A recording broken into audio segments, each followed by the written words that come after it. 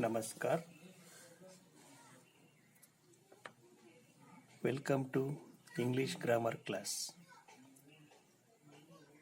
अंग्रेजी grammar class को स्वागत करता हूँ। मैं मोहन अंग्रेजी ग्रामर हिंदी में बच्चों को सिखाना चाहता हूँ। इंग्लिश ग्रामर में पहले सेंटेंस सीखेंगे।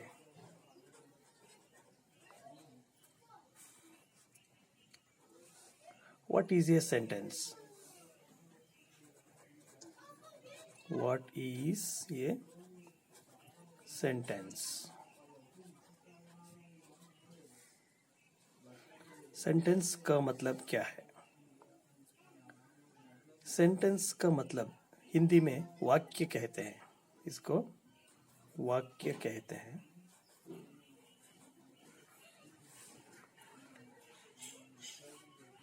अंग्रेजी का सेंटेंस का मतलब क्या है? आप जानते हैं, अंग्रेजी का सेंटेंस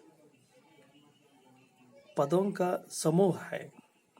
पहले ये पदों का समूह, पद मीन्स वर्ड, इसको ग्रुप ऑफ वर्ड्स कहते हैं। ग्रुप ऑफ वर्ड्स, इसका मतलब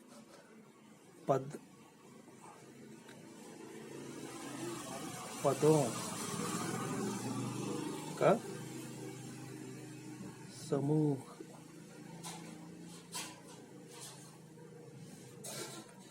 पदों का समूह। और दूसरा पॉइंट यह है कि सिर्फ पदों का समूह को सेंटेंस नहीं कहते हैं, इसके अलावा और भी कुछ रहना चाहिए। क्या रहना चाहिए? वो दूसरा है फुल मीनिंग।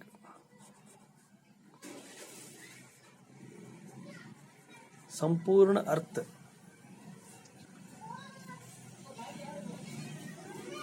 संपूर्ण अर्थ, पूरा मतलब, संपूर्ण मतलब, संपूर्ण अर्थ रहना भी चाहिए। इसीलिए कहते हैं a sentence is a group of words with full meaning. एक एग्जाम्पल देखेंगे। पहला एग्जाम्पल में ऐसा लिखते हैं, बुक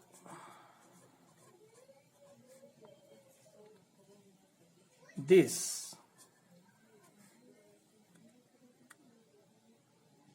ये इज। दूसरा example, this is a book. इन दोनों एग्जाम्पल में कौन सा एग्जाम्पल वाक्य है, कौन सा एग्जाम्पल सेंटेंस है? इन दोनों में देखें तो किस वाक्य में, किस एग्जाम्पल में पूर्ण अर्थ मिलता है? ये भी पदों का ग्रुप है, पदों का समूह है। वो 1 2 3 4 पद है। बुक एक पद है, एक दिस इज एक पद है, ये इज आल्सो एक पद है, ये भी एक पद है, इज ही एक पद है। इन चारों पदों को जोड़ दिया गया है, दो अलग अलग रूप से जोड़ दिया गया है। पहले एग्जाम्पल में जो रूप में जोड़ दिया गया है, इसमें कोई अर्थ नहीं मिलता, स्पष्ट अर्थ नहीं मिलता। बुक दिस ये इज, इसको पढ़े तो हमें स्पष्ट अर्थ नहीं मिलता कि इसको लिखने वाले का मन में क्या है, क्या कहना चाहता है वो, ये हमें स्पष्ट रूप से मालूम नहीं होता है, अर्थ नहीं होता है, समझ में नहीं आता है। दूसरा एग्जाम्पल में हमें अर्थ होता है, दिस इज ए बुक। ये एक पद समूह है और इसमें संपूर्ण अर्थ भी है। दिस इज ए बुक, यह एक किताब है। यह एक किताब है। इसलिए जो पद समूह संपूर्ण अर्थ देता है उसको सेंटेंस कहते हैं।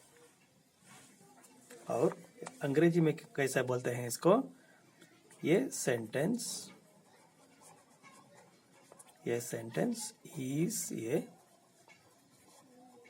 Group of words with full meaning। Okay, हाँ ऐसा होता है।